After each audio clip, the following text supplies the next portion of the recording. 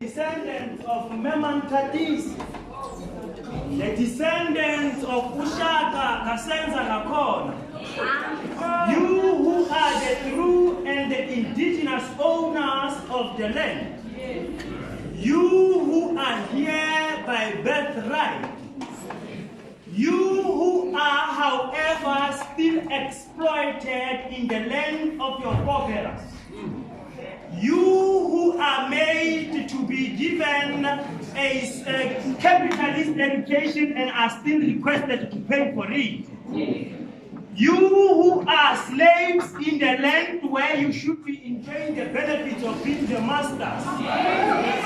You who are treated as tenants in the land where you should be enjoying the benefits of being landlords. Yes. You who are collecting rent in the land, who are made to pay rent rather, in the land where you should be collecting rent. You who are made by the system to pay 99 rand in a zoo to watch an African monkey on an African soil. You who is exploited beyond borders can cross. Allow me to say to you today that against all odds, you are still beautiful. Yes. Africa. Africa is the name. High morally. High discipline. High discipline. High morale. High morally. High discipline. High discipline. High morale. Long live PAC, long live. Long live. Long live Paso, long live. Long live. Long live Azanyu, long live. Long live. Long live Pasma, long live. Long live. Long live Peiko, long live. Long live. Isoletu. Africa.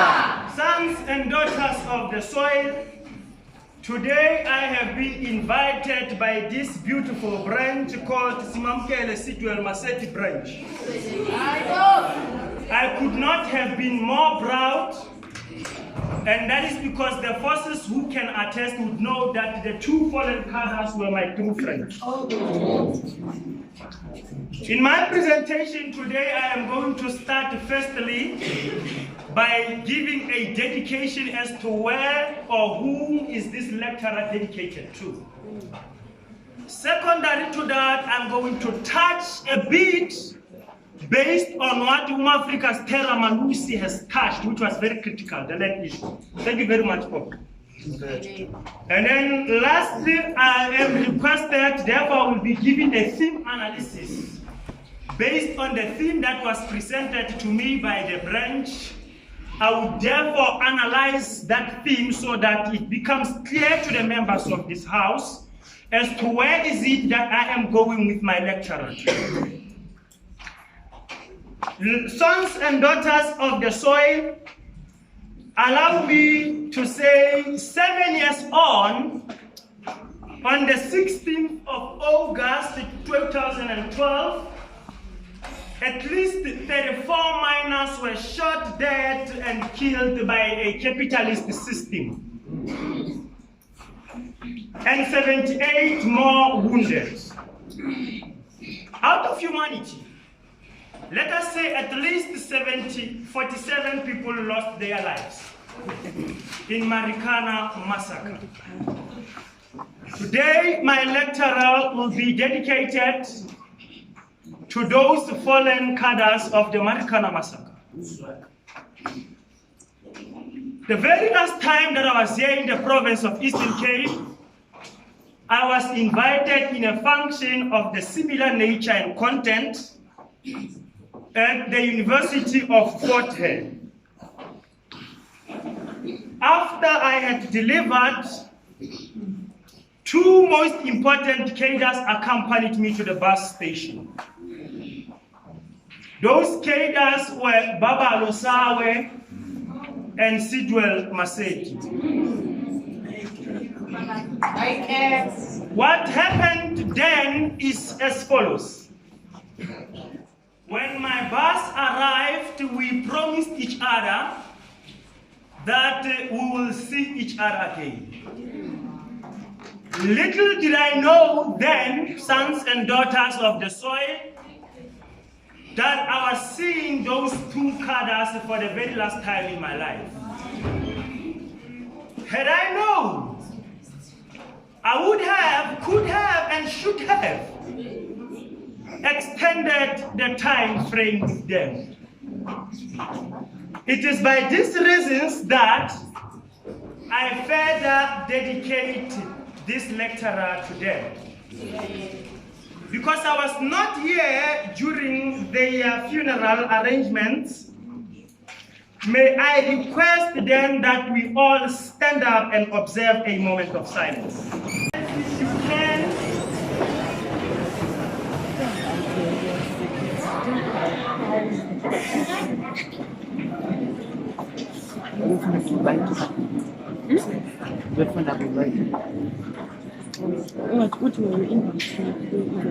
Sons and daughters of the soil, if you can, understanding that we also do not have the liberty of time at our exposal, allow me to touch a few things that Africa can be so touched, as and when I give meat to the bone that was presented. The African, or perhaps the South African Natives Congress, which is the SANNC, later the ANC, was formed with a certain purpose. And perhaps the name change would suggest that the purpose it was initially formed for had been lost. Sons and daughters of the soil, then there was a need for young blood to take forth and perhaps recondition that which was lost. Hence, there was the formation of the CYL, that was for Congress Youth League, which later became known as the African National Congress Youth League. It was the very same, the CYL, which Robert Sobukwe was part of, that drafted the 1949 Maibuya Program of Action. The Maibuya Program of Action was very clear in terms of what is it that should be attained by the African masses, 1. 2, the Maibuya Program of Action was clear in terms of how should that be attained by the revolutionary movement. It was in 1955 when the ANC changed their adoption of policies that they had decided to abandon the 1949 Program of Action, which was speaking about the land repositioning, that the African National Congress adopted the Kliptown Charter of 1955, often mistermed the Freedom Charter. It cannot be a Freedom Charter because the content of the document suggests that it is a freedom cheater. Sons and daughters of the soil, I am trying to bring meat to the bone that Africa's Sthera has presented us with. In 1899 to 1902, there was the Anglo-Boer War of South Africa. The war between the Dutch and the English, or the Dutch and the British. There were 4 colonies, so that I bring history. The Cape Colony, the Republic of Natalia, which were controlled by the British. There were also the Republic of Transvaal and the Orange Free State, which were controlled by the Dutch. After the discovery of minerals, particularly diamond in Kimberley and gold in Gauteng, where I come from, then there was a battle called the Anglo-Boer War. After the defeat of the Dutch, there was then a Treaty of Vereeniging which was signed. This Treaty of Vereeniging was an agreement between the Dutch and the British to say, let us merge and form one state, which was to be later called the Union of South Africa in 1910. That's a first. Secondary to that, let us make sure that we do not have any other interactions or physical interactions between ourselves. Thirdly, let us ensure that we exclude a black man out of our business. That is us. One other term of the Treaty of Vereeniging, by the way, I come from Vereeniging, was that the land should be officially dispossessed of the people. That is when we saw the introduction of the 1913 Natives Land Act, which stripped off the African masses, that is being us, our rightful and birthright, which is land. Only 13% of the land was given to the Africans, while they constituted 80% of the population. Now, that on its own, or the brief history I presented, forces me to move to the question that was posed by Unadi. The issue of expropriation, even Mafrika Sthera touched. As an English teacher myself, allow me to start firstly by explaining what expropriation would mean and why it becomes a wrong motion, and that why it should be rejected by Pan Africanist scholars. When you expropriate something, you take it away from the original owner for the benefit of the masses. If we accept that definition and the motion presented by the EFF and any other minor political parties, we therefore suggest that the land belongs to those that are in possession of the land, and that is not correct. Now, what is it that we as the Pan Africanist students and scholars should be able to discuss? We should be able to discuss repossession of the land that was dispossessed. Mafrika Sthera was very clear to start around the times of the Bartholomew Dias, and particularly Vasco da Gama in 1448. He was very clear to also touch on the arrival of Jan van Riebeeck in 1652, to say this is the land that was dispossessed. Our people, us, were dispossessed of our land. So if we are serious about discussing the land, we must refrain from expropriating, rather we must repossession. Izweletu Africa is it. I am very happy that Mafrika Sthera also touched on one main resolution of the 1991 Paso Conference or Congress, which demanded free education.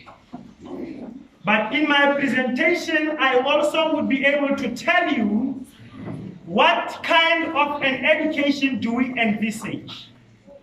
If it is free only in terms of fees, Mafrika Sthera, we still reject because it is not in the best interest of the African masses. We want the decolonialized type of education that will serve the interest of majority. I will touch that in my presentation. One last thing that interested me, or that I became interested in, pertaining the presentation of Mafrika Sthera, was that we have London mining in occupied Azania, but we cannot have common mining in China. That is a very clear argument, sons and daughters of the soil. And that on its own should suggest that we as African scholars reject entirely, not in part, a document called the Cape Town Charter, often mistaken the Freedom Charter. Because it says when it starts, the land belongs to all who lives in it. Our land has been auctioned. In China, the land belongs to the Chinese. In Japan, the land belongs to the Japanese. In Italy, the land belongs to the Italians. In Korea, the land belongs to the Koreans. But unfortunately, in occupied Azania, the land belongs to every Tom, Dick, and Harry that lives in. That on its own suggests that we should reject, not in part, entirely the Freedom Charter.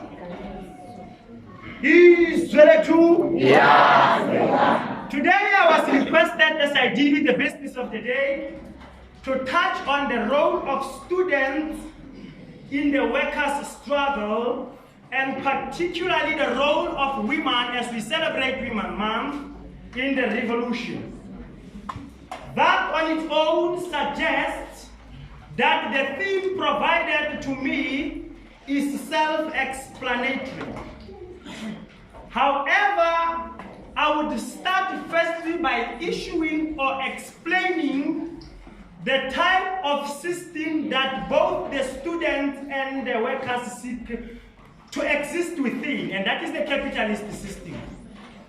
To try and give baseline as to how is this system functioning and how are students expected to behave, and what then are workers expected to behave.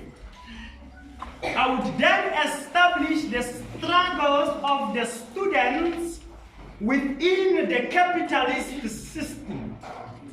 Linked then, of course, with the struggles of the workers who seek to exist within the capitalist system. And then, in brief, direct the role of the students in liberating total Africans. And that on its own would be, in brief, the concept of Pan Africanism.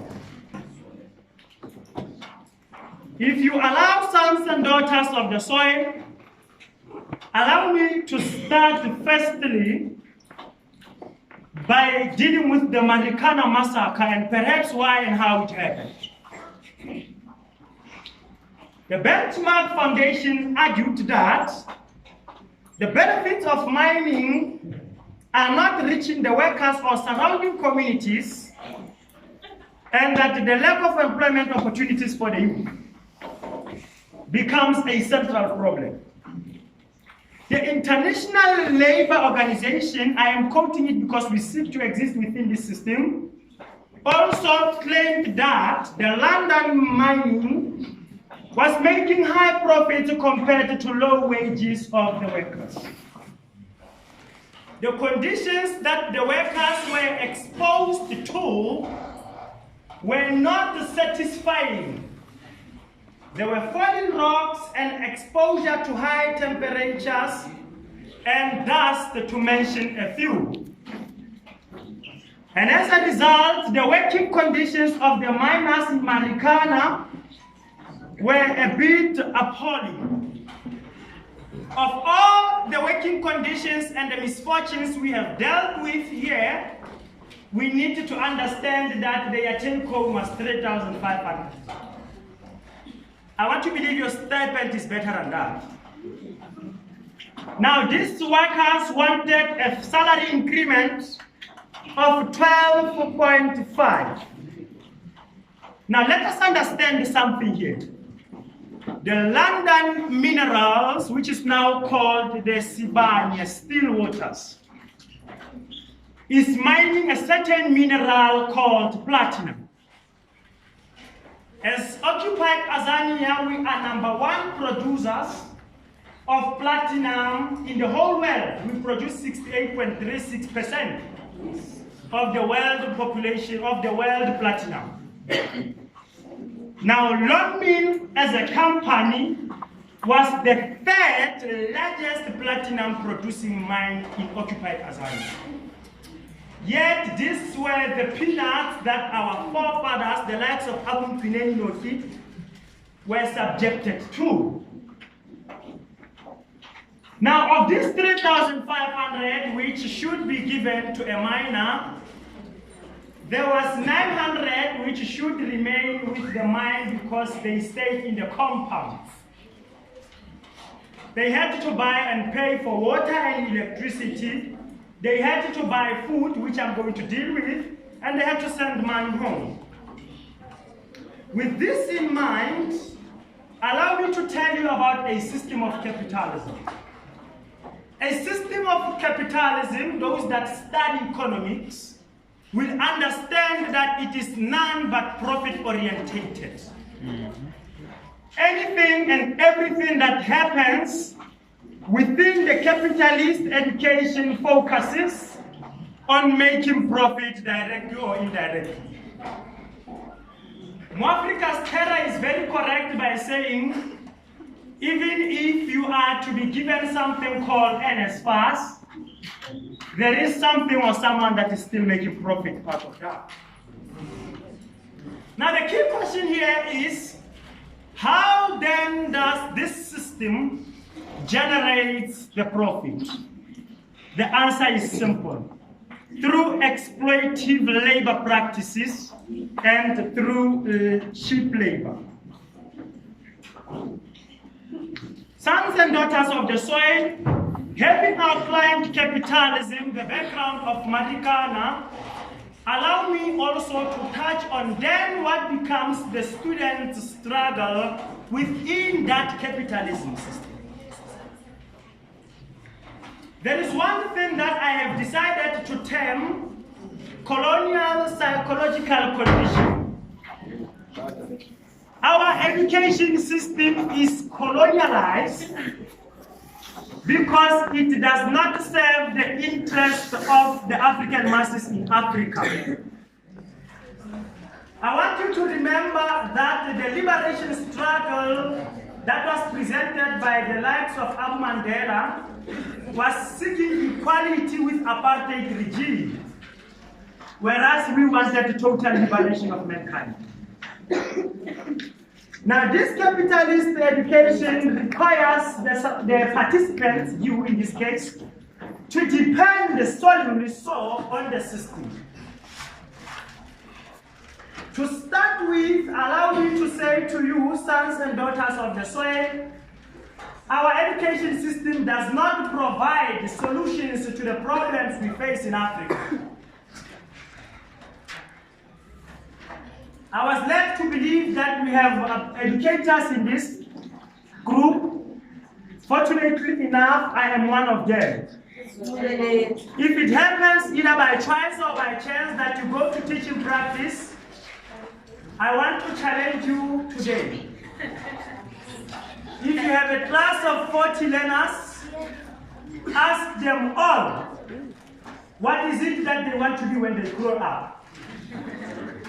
Let me tell you their answers. Lawyers, teachers, doctors, whatever answer that they are going to give you, it is what the capitalist system requires them, from them. No one in that class is going to say, sir or ma'am, I want to create an employment for my community. So it means the education system of the occupied Azania, it is not in the interest of the masses of Azania, because it wants to create workforce that will help to enhance and advance the capitalist system. Even ourselves as educators, we might claim that we change lives like Fred we often do on Facebook, but we are actually helping the capitalist system to advance its objectives. And that is very wrong, Africa Fred. So a student is given masters in chartered accountancy only for this student to go and beg for employment in KPMG, the very same capitalist system. The question is, who's fooling who here? They give you a degree in engineering, but their sons leave school at grade 10 to go and work at the factories of their uncles and grandfathers. When you study for the same degree for 4 years, When you all arrive at the work market, he is your senior because he has experience. The capitalist system therefore fools you by giving you a so-called qualification, honors in education, but still requires you to have experience to be employed by the system. The question is, who is fooling who here? Allow me, sons and daughters of the soil, if you can, to remind you of the background of our education. In 1950, a certain cadre called Aslan was given a task to go and research the need to provide education for blacks. The Aslan Commission came back, Mafrika Malusi, and reported that the natives, which is us, should not be given academic education. Because if we give the natives academic education, we will have a problem of academically trained Europeans and non-Europeans. Therefore, who is going to do the manual labor? That was in 1950. Then there was the Bantu Education Act of 1953, which was a direct and a perfect implementation of the Aslan Commission. What was the purpose of the Bantu Education Act? To dwarf the minds of the African masses, to delimit boundaries of knowledge, and to create an element of servitutism. Allow me, sons and daughters of the soil, to tell you that education of South Africa is not practical. By practical, I do not mean when you compare the practical and theory, but practical in terms of what is it that the problems of the country are and what education seeks to achieve. Robert Sobukwe says to us, education means service to Africa. But the kind of education is not practical in the sense that grade 9 learner will not be progressed to the next grade, which is grade 10, if he or she fails English and mathematics. But how does then the system ignores the fact that learner X has achieved so well in technology and in creative arts? That on its own suggests a type of a learner in question, and a type of a learner that should be molded as per the skills and attributes he possesses.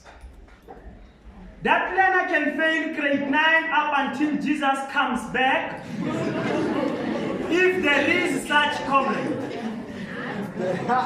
on provision that he does not meet the requirement of the system.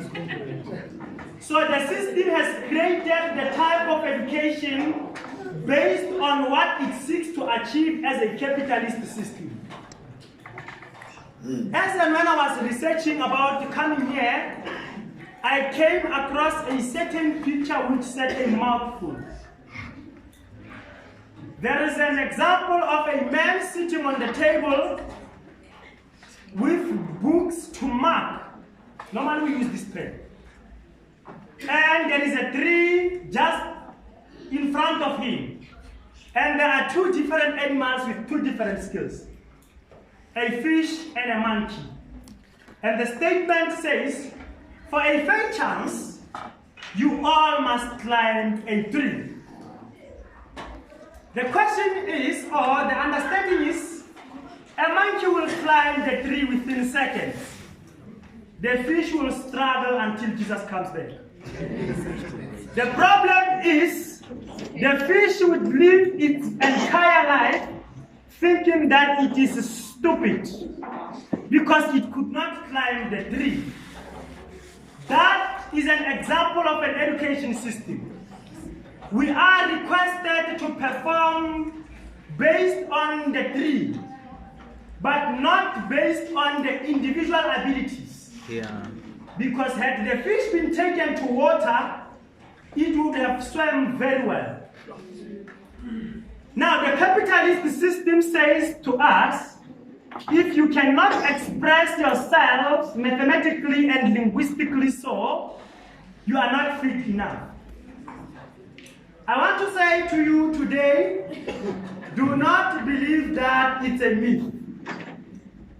One other thing about the capitalist system, as per the agreement made by Nelson Mandela when he was selling us out,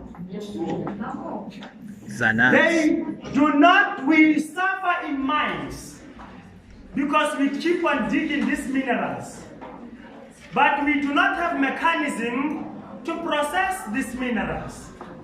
There is not even a single factory in occupied Azania that changes or processes this raw gold into the watches that we are wearing. It is all taken from us cheaply, taken to Switzerland, then after American Swiss has manufactured all those expensive Rolex, then it comes back to us at a price that we cannot afford. The question again is, who is fooling who? Sons and daughters of the soil, there is a certain beautiful subject that I used to teach when I started teaching, and that is called technology. Beautiful. Because technology, there is something called the PAD, Practical Assessment Task. Now these educators are not, these students are not marked for the first time based on what they write, but based on what they do with their hands. And most of them do wonders. The problem with that subject is that it only ends in grade 9 in our black schools. The question I am giving to you and the challenge I am giving to you today is, why is it that there is no technology in grade 10, 11, and 12? Perhaps the content should be teaching us how to process these minerals. And once we do that, we become independent. And that should not happen. Decolonialized education, we mean the content given to us is not of African origin and benefit. A grade 9 learner that is doing social sciences is requested to write a 2.5 pages essay about the Nazi Germany, Adolf Hitler. But if you go to Germany, a student in Germany does not even know where is Queenstown in South Africa. The question is, who is fooling who? Sons and daughters of the soil, as far as the education system is concerned, allow me to touch on the most hurtful part. And that is, you are excluded if you are not aware. If I was able to express myself fully in your language, I would have prepared this presentation using that. The education system excludes you as a black child from opportunities of learning. Because apparently there are 11 official languages in occupied Azania, but the official question paper only has 2. What is so official about these 2, or what is official about these 9, which do not deserve to be in the official question paper? Now, how are you excluded in that, right? The languages are English and Afrikaans, you all know that. How are you then excluded there? If I take an example of 2 learners, Mr. Groenewald and Mr. Mantashi, who are both doing biology. Mr. Mantashi would be doing English as the first additional language, and Mr. Groenewald will be doing Afrikaans as home language. If Mr. Mantashi and Mr. Groenewald both receive the question paper, Mr. Mantashi is disadvantaged because before he could learn biology, he must learn the language. But Mr. Groenewald, if he has a problem of first additional language, he can always flip the question paper to the home language.